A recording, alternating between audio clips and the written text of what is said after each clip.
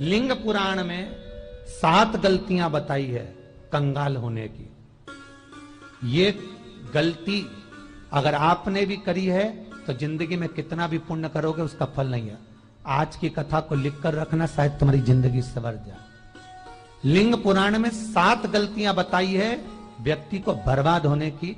पहली गलती है, उसमें से अगर आप स्वीकार कर रहे हैं ये गलती तो समझ लो कि गलती आपने करी है। गंगा जल तो बुलवाया टैंकर भरकर, 21,000 बेलपत्र भी समर्पित कर रहे हो। आप मंदिर के अंदर बैठ गए, दर्शन करने वाला आता रहा, किसी को अंदर प्रवेश नहीं दिया।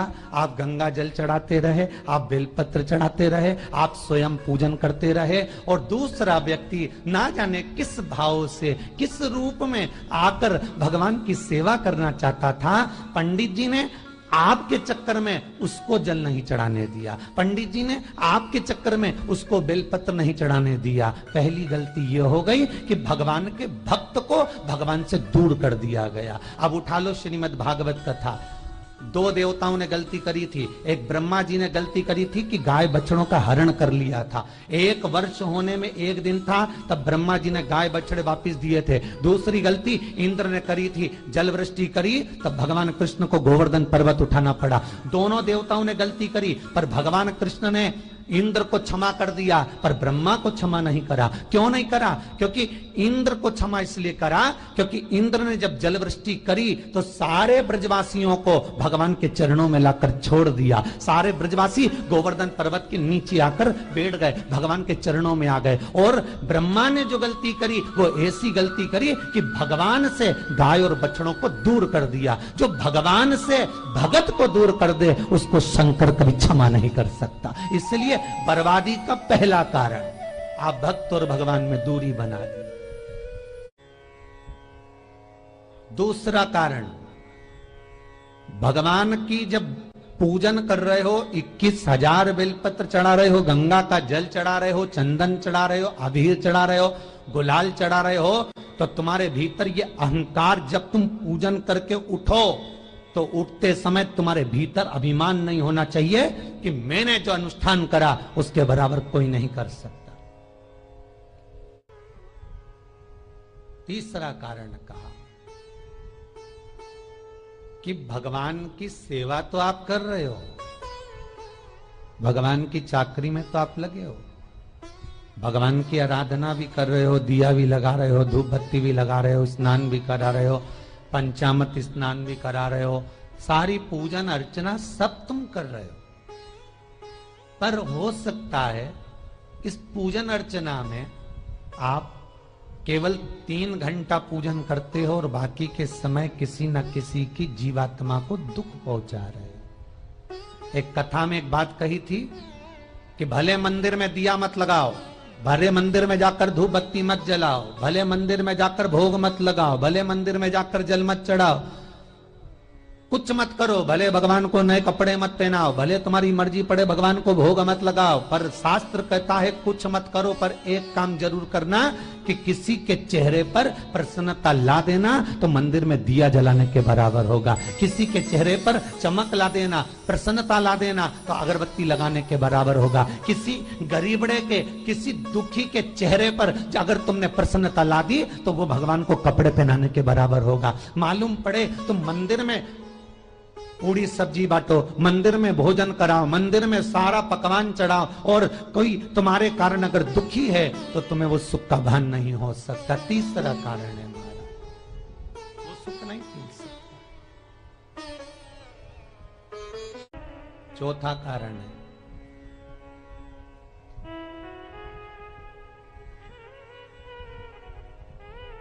महाराज, जिस मंत्र को पढ़ा जा रहा है, जिस मंत्र का स्मरण किया जा रहा है,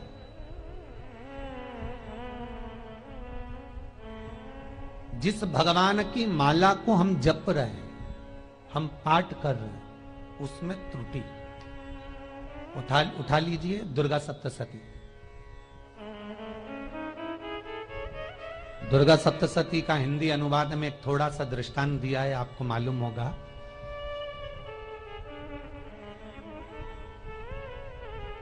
एक जजमान सप्तशती का पाठ कराते थे नवरात्रे में। नवरात्रे पूरे होते थे और उनकी पत्नी मर जाती थी। सप्तशती के अंदर लिखा है, बहुत ध्यान से सुनिएगा। दुर्गा सप्तशती का पाठ कराते थे और पत्नी नवरात्रे के बाद 4 महीना 3 महीने के बाद मर जाती थी। बहुत दुखी था सेठ। एक शादी करी, दूसरी करी, तीसरी करी, चौथी करी, चौथी पत्नी भी मर गई। बहुत दुख हुआ। आज वो गुरुजी के पास चले गया, गुरुदेव, गुरुजी, गुरुदेव, गुरुदेव। गुरुजी बोले क्या हो गया? सेठ जी बहुत दिनों के बाद आ रहे हो, क्या बात है गुरुदेव? मेरे को एक बात समझ में नहीं आती कि मैं नवरात्रे में सप्तशती का पाठ कराता हूं, देवी जी का यज्ञ करवाता हूं, माता रानी को चूनर पहनाता हूं, उनको सुंदर बिछुड़ी, पायल, चुनरी सब पहनाता हूं, कन्याओं का भोजन करवाता हूं, भंडारा करवाता हूं, जवारे बोता हूं, अखंड ज्योत लगाता हूं, पर नवरात्रि जैसी पूरी होती है उसके 2 महीने 3 महीने बाद मेरी पत्नी क्यों मर जाती है? 4 पत्नियां मेरी मर चुकी हैं, 5वीं मैंने शादी करी है। गुरुदेव आप कृपा करिएगा, कुछ तो बता दीजिए, कुछ करुणा कर दीजिए। गुरुजी बोले जब तू सब कुछ अच्छा कर रहा है, जोत भी जला रहा है, कन्या भोज भी करा रहा है, चुनरी भी चढ़ा रहा है, भंडारा भी कर रहा है, जोत भी लगा रहा है, जवारे भी बो रहा है, माता रानी की सेवा भी कर रहा है, अखंड रात्रि व्रत कर रहा है, सब कुछ तूने करा, यज्ञ भी करा, फिर तेरी पत्नी क्यों मर सकती है? ऐसा हो ही नहीं सकता। नहीं गुरुदेव मेरी 5वीं शादी है गुरुदेव, अब की बार आप कृपा करिए। गुरुजी ने कहा तेरे पंडित जी को अनुष्ठान पर बुला, मैं कमरे में बैठकर सुनूंगा सप्तशती का पाठ, तब मैं ध्यान करूंगा। गुरुजी अंदर के कमरे में जाकर बैठ गए, ब्राह्मण पाठ करना प्रारंभ करा और ब्राह्मण ने पाठ करना प्रारंभ करा। उसमें एक शब्द आ गया, भारयंतु वक्षंतु, भारयंतु वक्षंतु।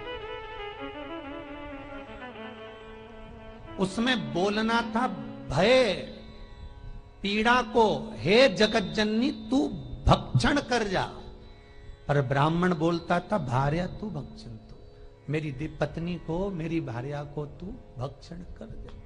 पंडित जी जैसे ही बोले गुरुजी बाहर निकल कर आ गए। पंडित जी को रोका, रुकिए गुरुदेव, आप हर साल अनुष्ठान कर रहे हो जजमान के यहाँ और बोल देते हो भार्या तू भक्षण तू, हे देवी तू मेरी पत्नी को खा जा, तो माँ हर बार उस पत्नी को निगल जाती है। निवेदन है, शब्द सुधार लीजिए, शब्द ठीक है। चौथा कारण है कि आप जो पाठ कर रहे हो, आप जो पूजन कर रहे हो, आप जो अनुष्ठान कर रहे हो, उसमें कुछ ना कुछ गलती जरूर हो रही है। ये चौथा कारण है।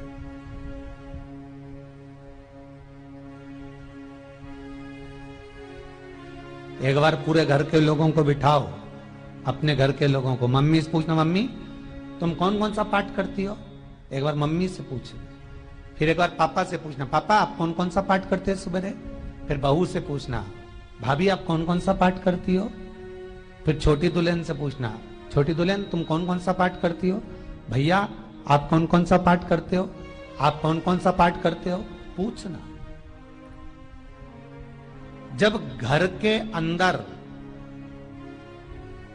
बड़ी बहू अलग तरह का पाठ कर रही है, छोटी बहू अलग तरह का पाठ कर रही है, मंजली बहू अलग तरह का पाठ कर रही है, माँ अलग तरह का पाठ कर रही है, पति अलग तरह का पाठ कर रहा है, तो उसका जो प्रभाव है, कौन सी चीज कहां टकरा रही है, जिसके कारण घर में रोग इतना है कि कोई सही होने वाला ही नहीं है। अब तुम कहो कि सीवर वाले गुरुजी ने उपाय बताया, हमने बहुत करा, पर सही क्यों? तो सही क्यों नहीं हो रहा है? उसका कारण है या तो बड़ी बहू जो पाठ कर रही, या सास जो पाठ कर रही, या पति जो पाठ कर रहा है, नाते जो भी उस घर के अंदर रहकर जो पाठ अर्चना कर रहा है, उसमें जरूर कुछ ना कुछ ऐसा हो रहा है जिसके कारण वो काम नहीं कर पा रहे। उसमें कुछ ना कुछ गलती हो रही है जिसको तुम समझ नहीं पा रहे, जिसको तुम अपने आप को बहुत विचार करते हो कि मेरे बराबर कोई नहीं कर सकता, मैं शंकर की भगत, मैं राम की भगत, मैं कृष्ण की भगत, मैं जो करती हूँ बहुत अच्छा करती हूँ, मैंने जो किया बहुत अच्छा करा, पर हो सकता है उसी कारण आपको दुख झेलना पड़ रहा।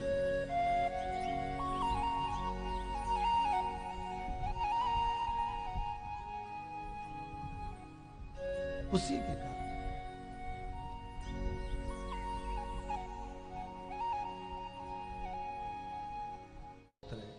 महाराज, हमने जो दान किया, हमने जो पुण्य किया, हमने जो सत्कर्म किया, वो किस जगह पर लगा? पांचवा सूत्र,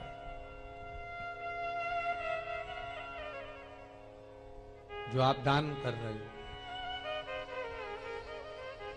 जो आप पुण्य कर रहे हो, सत्कर्म कर रहे हो, वो किस जगह पर लगा? ये पांचवा सूत्र।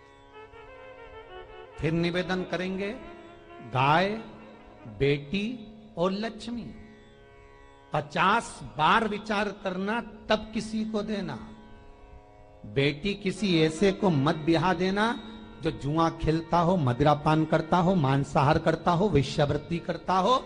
वो बेटी का सम्मान नहीं करेगा, बेटी रोएगी तो कन्यादान करने वाले को रोना पड़ेगा। दूसरे नंबर पर गौ माता, गाय ऐसे ब्राह्मण को दान मत देना कि ब्राह्मण के घर में खुद रहने की जगह नहीं और गाय को ले जाकर तुमने दे दिया और उस ब्राह्मण ने जब तक दूध दिया बांध कर रखा, एक तगाड़ी बाल्टी साड़ी के चक्कर में ले लिया, सोने के सींग के चक्कर में ले लिया और बाद में वही गाय कसाई के हाथ में बिक गई और कसाई ने काटा तो बद्दुआ तुमको लगी। बेटी, गाय और लक्ष्मी, पैसा भी किसी ऐसे भिखारी के कटोरे में मत दान देना कि जिसने ले जाकर मदिरापान में लगा दिया, जुए में लगा दिया, वेश्यावृत्ति में लगा दिया। अगर जिस भिखारी के कटोरे में पैसा दिया उसने शाम को ले जाकर मदिरापान में, जुए में लगा दिया, तो लक्ष्मी रोती है कि तूने मुझे गलत जगह पर दिया है, इसलिए अब तुझे रोना पड़ेगा। तब व्यक्ति को रोना पड़ता है, फिर व्यक्ति रोता है। गाय, बेटी और लक्ष्मी 50 बार विचार करो, क्या सही जगह पर दे रहे हो? और अच्छी जगह पर दोगे तो संपदा भी बढ़ती है, सुख आता है। अगर बेटी सुखी रहेगी तो मायके के लोग सुखी रहेंगे, गौ माता सुखी रहेगी तो संसार सुखी रहेगा। और आपने जो धन दिया, आपने जो पैसा दिया किसी भिखारी के कटोरे में, अगर उसने गलत जगह पर लगाया तो रोना तुमको पड़ेगा। किसी आजकल के भिक्षुकों को अगर रोटी दे दो तो लेते ही नहीं, आटा दो तो नहीं लेते।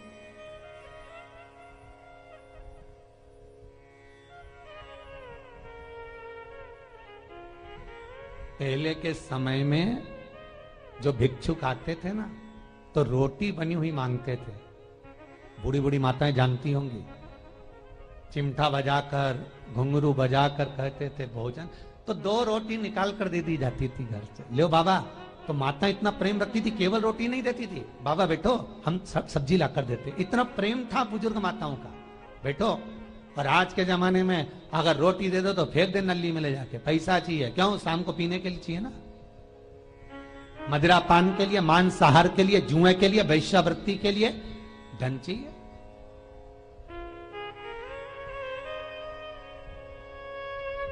भोपाल के और इंदौर के, इंदौर का राजवाड़ा चौराया और भोपाल का लाल घाटी चौराया, इन दोनों चौराहे पर इतने से बच्चे लोग भीख मांगते हैं और उनकी माताएं और उनके पिता रोड के किनारे पर चिलम लगाते बैठे रहते हैं, पांव लंबे करके पड़े हैं और ये कमा कमा के उनको दे रहे हैं। और धन्य हैं ऐसे लोग जो उनको दान भी दे देते हैं। जिसको जरूरत है उस तक कुछ नहीं पहुंचता। अभी भी 4-6 महीने लॉकडाउन चला, जिसको जरूरत थी एक रोटी की उस तक कुछ नहीं पहुंचा, और जिसके पास में पहले से भरा हुआ था उसने और ले जाके भर लिया। जिसको जरूरत थी उस तक नहीं पहुंचा। अभी ठंड आ रही है, बहुत सारी संस्थाएं कंबल बांटेगी, रेलवे स्टेशन पे लोगों को कम्बल उड़ा रहे हैं, कोई सो रहा है जमीन पर उसको कम्बल उड़ा रहा है, बस स्टैंड पे चले गए कोई रोड पे सो रहा है कम्बल उड़ा रहा है, तो इतना बड़ा नाम चलेगा कि उनने कम्बल उड़ाए, कम्बल उड़ाए, कम्बल उड़ाए। और वो कम्बल जिसको उड़ाया वो दूसरे दिन जाकर कपड़े की दुकान पर बेच के आ गया, 200 रुपए लिया, रात को पीकर फिर सो गया, क्योंकि फिर कहीं कहाँ आएगा, फिर उड़ा के चले जाएगा, क्योंकि इन्होंने तो ये करके रखा है कि नाम कमाना है तो कम्बल उड़ाए जाओ। जिसको जरूरत है वहां तक सामान नहीं पहुंचता भाई, जिसको जरूरत है वहां तक सामग्री नहीं पहुंचती भाई। आपने दिया और उन्होंने ले जाकर बेच दिया, और फिर सोचते हो कि मैंने तो पुण्य करा है। कई लोग कहते हैं मैंने दान करा, मेरे को इतना फल मिलेगा। काहे का दान करा? ऊपर तो जा, यमराज के डंडे पड़ेंगे।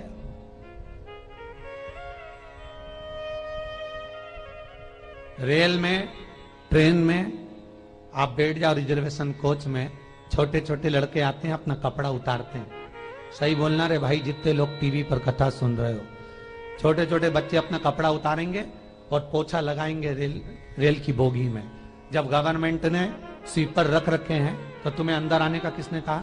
कौन ने कहा कि तुम अपना कपड़ा उतार के पोछा लगाओ? और वो अपने शरीर का कपड़ा उतार कर पोछा लगाता है, आपके आगे हाथ फैलाता है, आप एक एक 2-2 रुपए दे देते हो। वो अगले स्टेशन पर उतरता है, कोई सूंघने की सामग्री लेता है, सूंघ सूंघ के वो बर्बाद हो जाता है और कहीं कूद कर मर जाता है। उसके मरने में 1 रुपया तुम्हारा भी लगा है, इसलिए नरक तुमको भी भोगना पड़ेगा, क्योंकि उसके मरने में तुमने हेल्प करी है।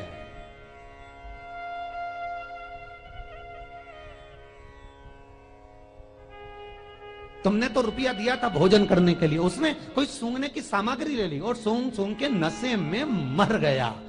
उसके मरने में 2 रुपए तुम्हारे हैं, 1 रुपए तुम्हारा है, तो भोगना तो तुमको भी पड़ेगा ना।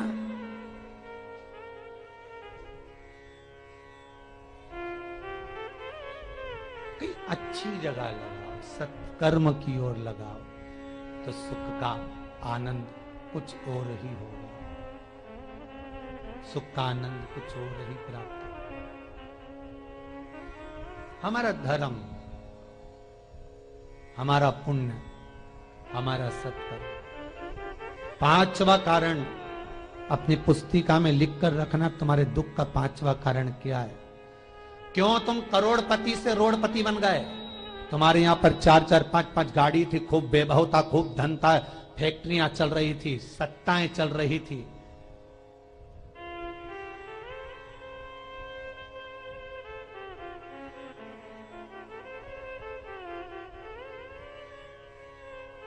खूब सत्ताएं थी, खूब वैभव था, खूब धन था,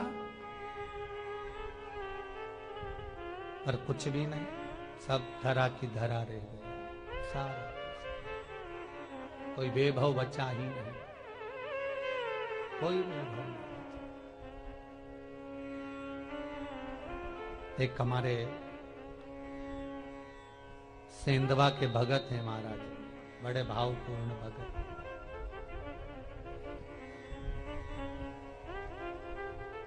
वो कहे गुरुजी हम बड़े दुखी हैं, बड़े कष्ट में। हमने कहा कष्ट का कारण कुछ ना कुछ जरूर होगा, दुख का कारण जरूर कुछ ना कुछ होता है। कहने लगे गुरुजी हमारी तो जीनिंग चलती थी, खूब फैक्ट्रियां चलती थी, इतना जीनिंग फैक्ट्रियां थी, इतना चलता था।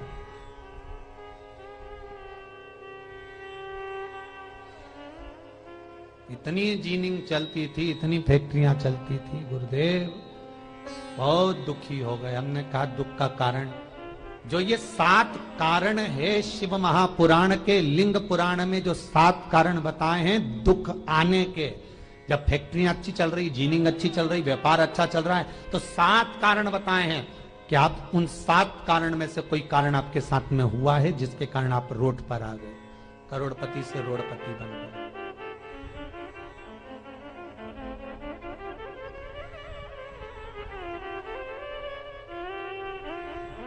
कभी कभी नगर में, गांव में सभी का व्यापार एक साथ समाप्त हो जाता है। कभी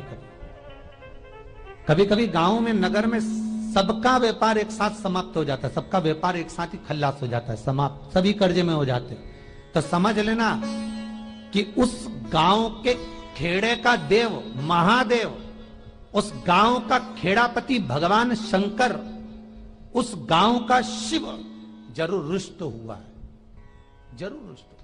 उसको मनाने का प्रयास करो, जिससे अपनी नगर, अपना गांव फिर उन्नति की सीढ़ी पर चढ़ जाए।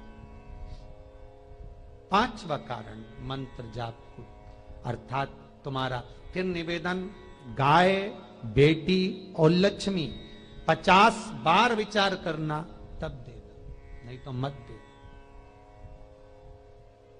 मत दीजिए।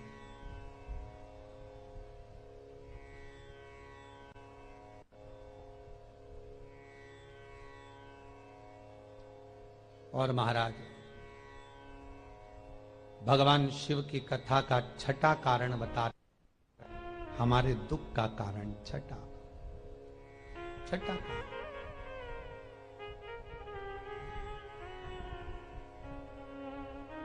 आदर सम्मान में कमी। घर के जो बड़े हैं, घर के जो बुजुर्ग हैं, घर के जो आदरणीय हैं, उनका सम्मान नहीं कर पाए। सुंदर कहा, जिस घर में माँ बाप की इज्जत नहीं होती, उस घर में देखना कभी बरकत नहीं होती।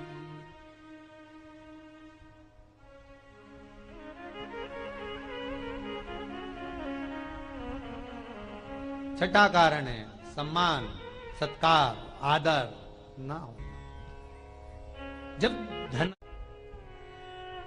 सातवां कारण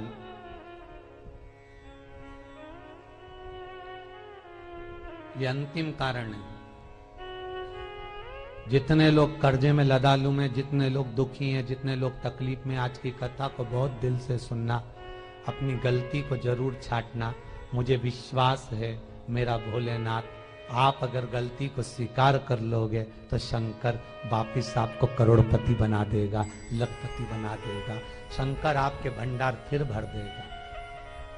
7 कारण में से अपनी गलती को जरूर छांटना साहब कि आपने गलती कौन सी करी, और अपनी गलती को छाट ले, यही सबसे बड़ी बात है ना। लोग सुनने के बाद भी नहीं छाटेंगे, नहीं मैंने तो कुछ करा ही नहीं, मैं तो कुछ कर ही नहीं, बस मैं ही तो है, हरी जगदम्बा वो मैं ही फंसा है बीच में।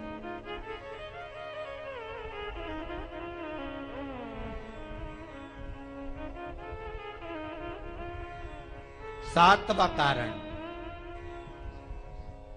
महाराज, किसी का बेकार धन हमारे घर में आ जाए। एक कथा बहुत सुंदर है। एक गांव में एक व्यक्ति रहता था, खूब अच्छी कमाई करता था। पत्नी ने कहा, तुम्हारे पास कमाई अच्छी हो रही है तो ये पैसा तो कोई चुरा के ले गया तो पति बोला क्या करना चाहिए, तो एक काम करता हूं, बाजार से कोड़ियां खरीद लेता हूं। कोड़ियां जानते हो, वो ऐसे बच्चे लोग खेलते हैं, कोड़ी खरीद लाता हूं। अब गांव का व्यक्ति रोज कोड़ियां खरीद के लाए, उनके यहाँ बोरे पे बोरे भरा गए, बारदान पर बारदान भरा गए, पूरा कमरा कोड़ियों से भरा गया। एक दिन राजा बीमार पड़ गया। राजा बीमार पड़ा तो राजा को वेदों ने, डॉक्टरों ने कह दिया इसका एक ही इलाज है, कोड़ियां लाई जाए, कोड़ियों को जलाकर राख बनाई जाए, वो राख राजा के शरीर पर मली जाए। राजा के शरीर पर जब राख को मलेंगे तो राजा ठीक हो जाएगा। राजा ने अपने दूतों से कहा, जाओ नगर में कोड़ियां देखो। राजभवन में देखा तो कोड़ी नहीं थी, बाजार में देखा तो कोड़ी नहीं थी, सारा मार्केट घूम लिया, चारों तरफ के राज्य देख लिया, कोड़ी नहीं मिली। राजा ने दूतों से पूछा बात क्या है। दूतों ने बाजार वालों से पूछा, भैया कोड़ियां क्यों नहीं है। तो बाजार के व्यापारी बोले, महाराज सवेरे सवेरे एक गांव का व्यक्ति आता है, सारी कोड़ियां खरीद कर ले जाता। सारी कोड़ियां? हाँ। उसका पता दो। दुकान वालों ने पता दिया, वो वहां पहुंच गया, उसको डराया। राजा के दूतों ने, तेरे पास कोड़ियां हैं? हाँ, पर मैंने अपने पैसे से खरीदी है, फ्री की नहीं है, खूब खर्चा कर कर मैंने कोड़ियां जोड़ी हैं। राजा बीमार पड़ा है, कोड़ियां ला के दे। उसने मना करा, दूतों ने डराया, ठीक है लो। उन्होंने बारदान खोल लिया, झोला खोल लिया, बैग खोल लिया। राजा के दूतों ने बैग खोला, वो गांव का व्यक्ति एक थाली में कोड़ियां लाता, उस पर हाथ फेरता और झोले में डालता जाता, फिर भर कर लाता, फिर हाथ फेरता, फिर झोले में डालता। राजा के दूतों ने कहा, एक बार में पूरा बारदान उठाकर क्यों नहीं दे देता, ये बार बार हाथ क्यों फेर रहा है? वो गांव का व्यक्ति बोला, महाराज मैं कोड़ियों को थाली में भरकर हाथ इसलिए फेर रहा हूं, इन कोड़ियों में से मैं वो एक कोड़ी ढूंढ रहा हूं कि ऐसी कौन सी कोड़ी मेरी इन कोड़ियों में आकर मिल गई जो मेरी इतनी सारी कोड़ियों को लेकर जा रही है। बस वो चरित्र याद करना कि एक कोड़ी हमारे घर में कोई ऐसी आ जाती है जो सारी रखी हुई कोड़ी को लेकर चली जाती है। और जिंदगी में घर में धर्म की, पुण्य की, सत्कर्म की एक कोड़ी ऐसी आ जाती है जो शिव महापुराण की कथा करवा देती है। वो कोड़ी को ढूंढना कि वो कोड़ी कौन सी है।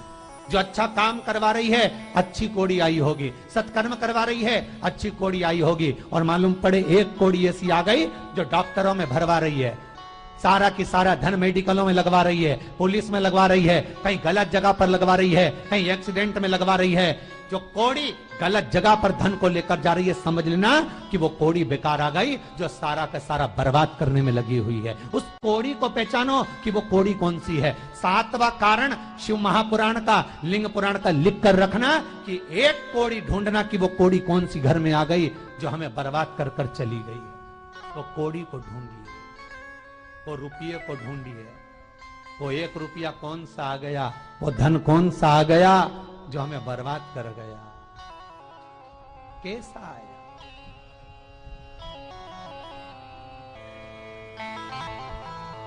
धन कौन सा आ गया ऐसा जो हमें बर्बाद कर दे।